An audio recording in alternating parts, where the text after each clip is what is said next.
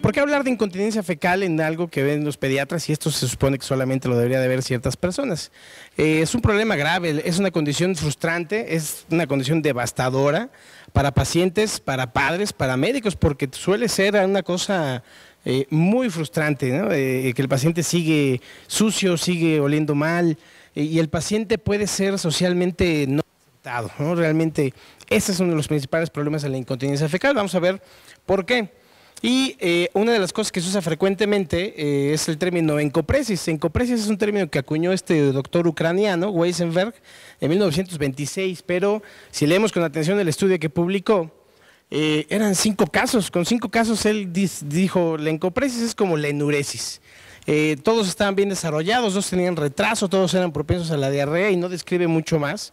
Y él decía que tenía antecedentes psicológicos, que los niños que tenían encopresis, que es decir, que no tienen ninguna causa orgánica para sufrir de diarrea o de incontinencia fecal, tenían una cosa que él llamaba psicastenia, ¿no? Horrores de la revolución. Ucrania tuvo su revolución en 1917 a 1921 y hubo pues guerra, muerte, hambruna, etcétera, etcétera. Y él decía que eran orgánicamente normales, que no tenían ningún problema y solamente era dar un tratamiento psicológico. Vamos a ver que hay ciertas diferencias al respecto. Cuando tenemos un paciente que ensucia la ropa interior, que tiene accidentes, tenemos que pensar en 3 cosas. Primero, tenemos que saber cómo está el canal anal de ese paciente, es decir, el recto, el ano, las criptas, cómo están los esfínteres voluntarios, es lo que hace que todos nosotros estemos ahorita sentados, no salga gas, sentimos que no sale gas, que no sale líquido, que no tenemos ganas de ir al baño. Y la motilidad, cómo se está moviendo el intestino grueso, cómo se está moviendo el colon, que vamos a ver que está afectado en la mayoría de ellos. Estos 3 en conjunto nos dan la posibilidad de control fecal. Y cuando un paciente llega a nosotros como cirujanos pediatras, y qué es lo que nosotros queremos transmitirles a ustedes en esta sesión, es, tengo un paciente con incontinencia fecal, bueno, 25% de pacientes con malformaciones anorectales tienen cierto tipo de incontinencia fecal, ya sea la mayoría de ellos por constipación, los siguientes por incontinencia fecal real, ahorita vamos a ver qué es. 5 a 10% de los pacientes que tienen enfermedad de Hirschsprung tienen cierto tipo de incontinencia fecal. Otro grupo de pacientes es la constipación severa idiopática, no es la constipación que yo tengo después de no comer bien durante 2 días. Y otro grupo de pacientes menos común en nuestro medio, pero que tienen mielomeningocele, síndrome de Down, retraso psicomotriz, teratomas sacrococcígeos, cosas de ese tipo, es otro grupo de pacientes. Entonces, el niño con incontinencia fecal, el niño que tiene ese término mal usado que se llama encopresis, es el niño que está ensuciando la ropa interior, huele mal, inclusive hay padres que dicen, se hace popó en la sala, doctor, lo hace a propósito. Puede tener una cosa que se llama pseudoincontinencia por sobreflujo, ahorita vamos a discutir qué es eso, y aquellos que tienen incontinencia fecal real, ¿no? Ellos que sí de plano no tienen control. Vamos a ver cuál es cuál.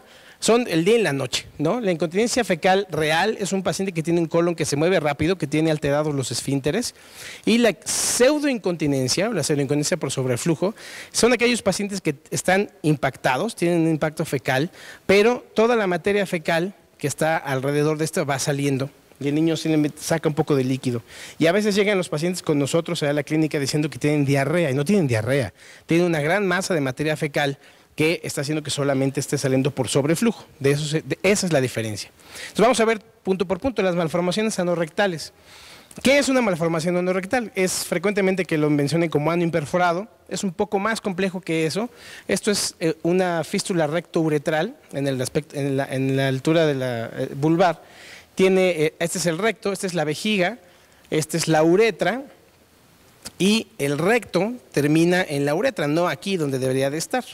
Hay muchos tipos de malformaciones anorrectales, pero este es un ejemplo muy claro de qué es ese tipo de malformaciones. Si ustedes se fijan, en las mujeres hay ciertos tipos, en los hombres hay otros ciertos tipos. Y lo que quiero mostrar con este cuadro es que aquellas malformaciones que están de este lado, es un espectro malo, es un espectro rojo, son los que tienen menos control fecal, son los que tienen más riesgo de tener incontinencia fecal real. Y estas que son las más frecuentes, los que están en el espectro azul, son los que les va bien, ellos sufren más frecuentemente de constipación y en consecuencia pseudoincontinencia por sobreflujo. ¿Qué hacemos con las pacientes con malformación anorrectal? Bueno, se les abre una colostomía a la mayoría de ellos, se les hace una anorrectoplastía sagital posterior y después se les cierra su colostomía. A muy grosso modo, hacemos este tipo de colostomía con una fístula mucosa reducida, pequeña. Ha sido frecuentemente que me pregunten, oiga, doctor, es que yo le veo muy separada la fístula. No, está bien, la fístula está bien que esté separada, pero siempre la hacen junta, como dos boquitas juntas, no, tiene que ir separada. En la anorrectoplastia sagital posterior, lástima que no se ve el video, se hace una incisión sagital posterior, se busca el recto entre los límites del esfínter y se hace una anoplastía. Estas son fotos de pacientes reales en los cuales es un poco más complicado que esto, pero si se fijan, son pacientes que no tienen esfínteres normales, es un recto que no está donde debería de estar, entonces va a tener cierto grado de disfunción. Y si se acuerdan, una de las cosas que necesitamos para que el paciente tenga continencia es la motilidad del recto y la motilidad del colon. Ese es el resultado posoperatorio inmediato. Aquellos pacientes que tienen enfermedad de Hirschsprung, que todo el mundo ha escuchado, y fue un pediatra el que lo describió, es un pediatra el que describió la enfermedad originalmente. Los niños, ustedes los han visto que se distienden, ¿no? Y frecuentemente es un paciente que se distiende, vomita, come, se distiende, medio evacúa sí, evacúa no, se tarda para evacuar.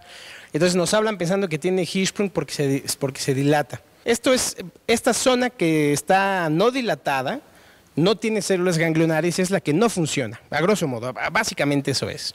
No funciona, se dilata el colon y eso es lo que hace que el paciente se vea dilatado, panzón. Y se hace un estudio de medio de contraste donde podemos observar que esta es la zona de transición. La zona de transición es aquella célula donde tiene células ganglionares normales, aquí medio tiene, medio no tiene y aquí de plano no tiene. Y en esta fotografía pueden observar muy claramente, es un colon, es un recto sigmoides no dilatado y una gran dilatación anterior que es muy compatible con la enfermedad de Hirschsprung. Hay tres tipos principales de corrección de enfermedad de Hirschsprung. Este primero se llama descenso de suave, pero deja células ganglionares. Después está el de Swenson, que deja una porción muy pequeña de células ganglionares. Después el de Duhamel, que deja una gran porción de células ganglionares. ¿Por qué les pongo esto? Porque es importante saber, los pacientes que tienen este tipo de reparación, es muy posible que lleguen a su consulta después de operados y tengan pseudoincontinencia por sobreflujo. Tiene mucha materia fecal, entonces está pasando aquí solamente pocas cantidades. El paciente que tiene este tipo de reparación es frecuente que destruyan el canal anal, y entonces estos pacientes pueden tener incontinencia fecal real. Mientras que estos pacientes pueden tener complicaciones sobre todo de obstrucción. Se cierra esta zona que se queda gangliónica, esta zona que se queda en rojo, se cierra y hace obstrucción mecánica. Y lo que se hace, lo que se está empezando a hacer ya casi en todos lados, porque es una cirugía que ha reformado mucho cómo se trata el Hirschsprung, es el descenso transanal, en el cual no se abre, no se opera el abdomen la mayoría de las veces, se separa el recto de sus fijaciones, se quita casi todo por completo. Aquí no se alcanza a ver muy bien, pero ya estamos haciendo la anastomosis del recto sano con el canal anal. Aquí está terminada, no se ve muy bien, es una pena. Y aquí está la cirugía ya terminada por completo. ¿Y cuánto podemos sacar por eso? Esto no es una foto mía, pero es de un colega que publica muchas cosas en Facebook. Y vean la gran distancia de intestino que pueden retirar a través de un descenso transanal. El problema es que al momento de hacer este descenso transanal hay que tener mucho cuidado con la línea dentada, que nos da sensibilidad. Entonces, el paciente que tiene Hirschsprung e incontinencia fecal puede tener una de estas causas, obstrucción mecánica, como ya habíamos mencionado, acalasia del esfínter interno, ganglionosis persistente, es decir, que bajaron recto pero no lo bajaron por completo, entonces bajaron todavía células, un tejido sin células ganglionares, entonces no va a funcionar, hay que reoperarlo, o un desorden de motilidad en el intestino proximal, o un megacolon funcional, estaba muy dilatado, lo descendieron de todos modos y siguió con signos obstructivos. Y aquellos que tienen incontinencia fecal real son aquellos a los que les hacen miomectomía, ya se hace cada vez menos frecuente, pero todavía se sigue haciendo, es decir, cortan el canal anal pensando que eso va a permitir el libre paso de material fecal y va a disminuir el problema de Hirschsprung, pues sí, pero los dejan incontinentes en la mayoría de los casos. Y el otro es la destrucción total o parcial del canal anal, ¿no? Se destruye, a la hora que se hace la cirugía se destruye y ya no hay manera en la que esos pacientes puedan sobrevivir. Entonces, esta es una línea dentada normal, no se ve muy bien. Esta es una línea dentada ausente, si ustedes alcanzan a ver hay algunos pliegues aquí, este es otro paciente que no tiene nada de pliegues y estos pacientes tienen esfínteres laxos, no está bien cerrado el ano y tienen pérdida del canal anal. No hay sensibilidad, la materia fecal llega, se acumula y pasa. Simplemente se dan cuenta el paciente que acaba de evacuar porque ya ensució la ropa interior. Muchos de ellos andan en pañales. Y estos son cuestiones mecánicas, es un colon dilatado después del descenso, es un descenso bien hecho, pero está muy dilatado todo el colon. Otro de ellos es un segmento gangliónico normal proximal muy dilatado. Y ese es un segmento gangliónico normal, proximal dilatado, están repetidas estas, es un segmento muy dilatado, esos problemas mecánicos con problemas con el SOAVE, el que deja muchas células ganglionares. Y por último, una retención de zona ganglionar, descendieron el colon, pero no descendieron tejido sano, descendieron todavía tejido que tenía Hirschsprung. Es importante que entendamos esto porque eso nos va a permitir saber qué hacer con nuestro paciente cuando llegue con nosotros. Y aquellos pacientes que tienen constipación severa idiopática, que nosotros llamamos, son aquellos que no responden a las medidas generales. Estoy muy seguro que mucha de su consulta pediátrica está constipado. No evacúa, ya pasaron 2 días y no hace popó. Acabo de recibir una llamada de un amigo anestesiólogo que su hija tenía 3 días sin evacuar, una niña de 4 meses. Pero esa constipación que se quita con dieta, que se quita con laxantes suaves, que se quita con lactulosa, que se quita con fibra, con psyllium, esa no es una constipación severa idiopática. Esto es una constipación severa idiopática. Diría una adscrita que tengo ahí en Moctezuma, uy, tiene caca del día que le pidas, mijo, mira, está viernes, sábado, jueves, todos los días tiene caca. Esta es una constipación severa y el problema es que estos pacientes hacen pseudoincontinencia por sobreflujo. Este es ese mismo paciente, este es su enema de contraste. Vean la gran dilatación que tiene de todo el recto del colon sigmoides y después de hacer el programa de manejo intestinal, logramos medio desimpactarlo, disminuir la cantidad de materia fecal que tiene aquí, pero tiene que tomar 8 tabletas de senócidos, 8, es mucho. Y muchas veces me preguntan, oiga, ¿y lo va a tomar toda la vida? Bueno, sí, hasta ahorita sí, no hay otra manera que podamos controlar eso. Eso es a lo que le llamamos constipación severa idiopática, ¿no? Una tableta de senócido puede funcionar para las condiciones normales, pero no para esta. Y tiene que tener este niño tiene 2 evacuaciones al día, no accidentes, y después dejó de tomar los senócidos y miren cómo está. Dejó de tomárselos porque el niño pensaba, ya tenía 9 años, pensaba que eran muchas pastillas y ya no quería, entonces se las dejó de tomar y se volvió a llenar literalmente. Entonces si le pedían del martes, aquí estaba, si le pedían del sábado, aquí estaba, si le pedían del... ¿no?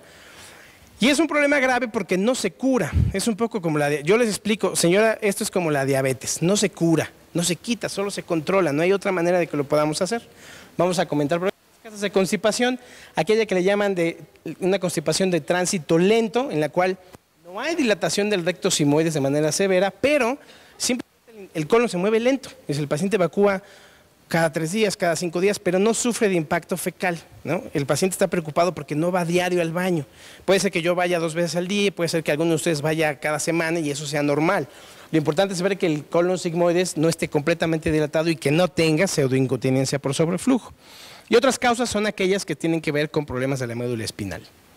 Entonces los sometemos a todos estos pacientes que tienen incontinencia fecal, independientemente de por qué, los sometemos al programa de manejo intestinal. En el Instituto Nacional de Pediatría le llaman programa de rehabilitación intestinal, pero básicamente es lo mismo, en lo cual tenemos que definir si el paciente tiene incontinencia fecal real o pseudoincontinencia por sobreflujo. Es muy importante que podamos definir qué tiene nuestro paciente, ¿no? Entonces, así como ven esas bolitas de popó que se van chorreando, eso es lo que pasa y eso es lo que hace que esos niños huelan mal, no quieran ir a la escuela, tengan problemas, estén pálidos, no quieran comer.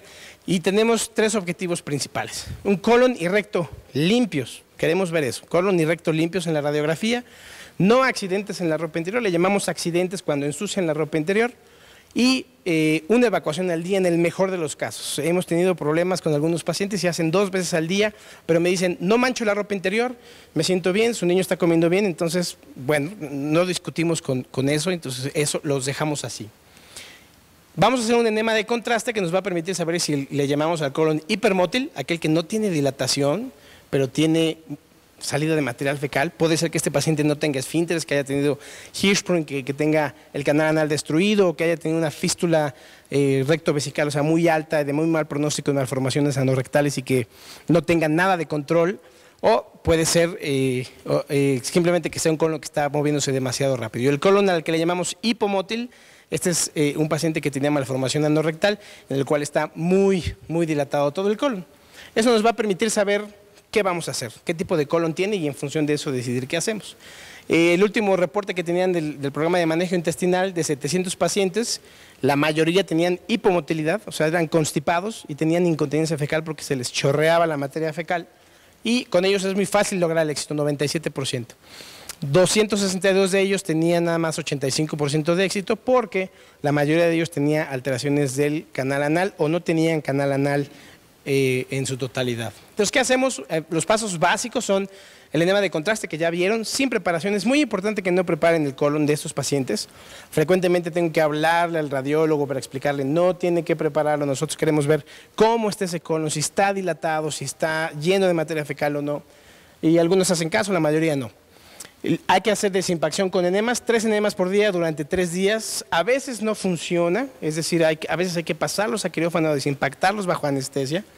Y esto se hace en viernes y la radiografía el lunes vamos a determinar la cantidad ya sea de enema o de laxante, y eso no hay una fórmula mágica, desgraciadamente, no hay mililitros por kilo, porque el laxante que me puede funcionar a mí es una tableta, pero si se lo doy a alguien del público y le doy una tableta, a lo mejor le da una diarrea espantosa y a mí no me funciona, o viceversa. Entonces lo hacemos paciente por paciente. Y desgraciadamente no tenemos otro método más que ensayo y error. Hacemos una radiografía diaria, le preguntamos al paciente cómo está, si tiene todavía materia fecal en el recto, le aumentamos la dosis de xenócidos o modificamos la composición del enema. Si el paciente tiene la siguiente radiografía todavía materia fecal, aumentamos dosis. Si al contrario me dice, no, tuve accidentes y estuve haciendo varias veces, entonces disminuimos la dosis, pero es muy variable de persona a persona. No hemos ni han encontrado una forma. ¿Ya se va a acabar o qué? Yo creo. Gracias, yo pensé que ya me estaban dando el cortón. No, entonces no se ve muy bien, pero este paciente tenía una constipación idiopática. Y me lo presentaron ahí en el hospital, me dijeron, hoy tengo un paciente así asado que tiene constipación y tiene 6 meses y quién sabe qué, me enseñan esto y me dice, pero no está constipado. ¿Y ustedes qué creen que pasó con este paciente? ¿Por qué tiene ese colon así si tiene constipación? Pues el radiólogo preparó el colon, el radiólogo le vació el colon por completo para poder hacerle el estudio del enema. Eso no sirve, o sea, es decir, no me permite, sí sé que está dilatado, pero no me permite ver qué tanto. Esta es su radiografía, ese día que me llevaron a ese estudio, le dije, ¿sabe qué? Hágale una radiografía. Y miren cómo estaba. Completamente lleno de materia fecal, ¿no? A lo mejor no tenía la del sábado, pero sí tenía por lo menos de 2 o 3 días ahí acumulado, entonces nos permite saber mejor si el paciente no se prepara, al menos para estos problemas. Entonces, de nuevo, colon hipomótil, es muy importante saberlo, y este es un ejemplo de la hoja de datos que yo llevo ahí en el hospital para los pacientes a los que les hago este programa de manejo intestinal. Hay pacientes que llegan hasta el color verde por acá. Quiere decir que tuvimos que tomar muchas radiografías para poder encontrar la dosis adecuada de laxantes. Hay pacientes que se quedan por aquí en el azul claro y entonces ellos significan que encontramos una buena dosis de laxantes, se apegaron al tratamiento y tienen un colon limpio, no tienen accidentes y recuperan su vida prácticamente normal. Este es cómo funciona el enema para la pseudoincontinencia. Es un poco más o menos así, ponemos un líquido irritante, usamos glicerina, o jabón quirúrgico o enema fosfatado, y podemos ver este paciente que usamos para esa presentación. Esta es la primera radiografía después de la desimpacción, y después en los siguientes días tuvimos estas radiografías hasta que era un niño limpio completamente, no solamente con enemas. Este paciente lo sacamos del quirófano, yo le querían resacar el sigmoides, la verdad es que lo sacamos a él y dijimos vamos a hacer esto, me dieron la oportunidad y el paciente se fue sin ninguna cirugía. Y hay otros tratamientos para la constipación, sí, seguramente van a escuchar, hay otras cosas, sí, por supuesto, realmente ninguno ha funcionado del todo. Uno de ellos es la resección del sigmoides, ¿no? Está muy dilatado, no funciona, le quitamos el sigmoides, pero han encontrado ahí en el centro colorectal que lo único que ayuda en esto es disminuir la dosis de laxante, ¿no? Son pacientes que tienen que tomar 15, 20 tabletas de xenócidos por día para poder tener el colon vacío, pero produce muchos calambres, produce muchas molestias. Entonces, desgraciadamente, pensaban que resecando el sigmoides iba a acabar el problema, pero no. Se encontraron con que lo único que podían hacer era disminuir la dosis de laxantes. Ahora no tomas 20, te tomas 4. Bueno, hay cierta mejoría, entonces ha quedado más o menos en desuso usar esto para realmente resolver el problema de la constipación. Otro es la neuroestimulación sacra. Cuando estaba yo allí en Estados Unidos estaban empezando a coquetear con esa idea, no lo habían hecho todavía, pero en adultos es algo que está funcionando y se está empezando a hacer en niños. Colocan un electroestimulador muy similar a los que usan para las terapias musculares y esas cosas. Los ponen en las raíces nerviosas de S2, S3 y eso ayuda a la constipación. Ahorita son puros reportes anecdóticos, pero ha funcionado. Posiblemente en el futuro podríamos empezar a utilizarlo. La manometría colónica y la manometría anorrectal, el único problema con la constipación y con Hirschsprung y con todo eso es que el reporte de los que hacen manometría es, sí está constipado. Bueno, ¿y qué hago? Está constipado. Tiene el reflejo anal inhibitorio alterado y pues lo tiene alterado, ¿no? Entonces, realmente no usamos esto de primera intención porque no nos da más información de la que ya sabemos que está constipado. Algunos pacientes lo piden y preguntan por él, se les hace el estudio, pero no nos da más información de la que realmente necesitamos. Es más importante saber qué es lo que tiene el paciente. Y regresamos un poco a la preconclusión de la encopresis, ¿no? Me consta que los problemas psicológicos de estos pacientes que tienen constipación y pseudoincontinencia o que tienen incontinencia fecal real son secundarios a sufrir incontinencia, no al contrario, no es porque tienen incontinencia porque están mal de su cabeza, es al revés. Se ponen mal porque tienen incontinencia fecal. Y entonces dicen, bueno, no es cierto, déjenme presentarles a Antoine. Antoine es un paciente que me dio permiso para poner la fotografía y es un paciente que de pronto se empezó a constipar, dejó de comer, empezó a bajar de peso, pasaron 9 meses sin que nadie supiera qué fue lo que pasó. Entonces, por alguna razón alguien los envió conmigo y tiene una constipación severa idiopática, empezamos el tratamiento con laxantes y 3 o 4 semanas después el papá me dijo, es un niño diferente, doctor, está comiendo, ya no está pálido, ya está de buenas, ya quiere ir a la escuela, ya no ensucia la ropa interior, ya no le tengo que estar cambiando la ropa y iba muy contento con su gorra de Mario Bros. Pero de verdad, el problema es que esos niños huelen mal, entonces los rechazan, ¿no? Entonces empiezan a aislarse socialmente, y entonces empiezan a ensuciar la ropa interior, pero no es a propósito, es al revés. En mi experiencia, la vasta mayoría de los casos regresan a ser los niños normales que eran antes, es muy frecuente. Y no olvidemos nuestros objetivos, que son un colon y recto limpios, no accidentes en la ropa interior, una evacuación al día. Es lo que estamos buscando con este programa de manejo intestinal. Ahora, el uso de xenócidos en un niño normal, que podríamos llamar normal, o ustedes o yo, que saben que no evacúen esto, ayuda, pues son 1, 2, 3. Y el problema con el niño constipado, que tiene una enfermedad colorectal, que tiene constipación, es que necesita muchos xenócidos. Es muy complicado decirle al niño, ¿sabes qué? Te vas a tener que tomar 14 tabletas. ¿Por qué? Pues porque la Secretaría de Salud nada más me da xenócidos de 8.6, no me da xenócidos F, no me da xenocot forte.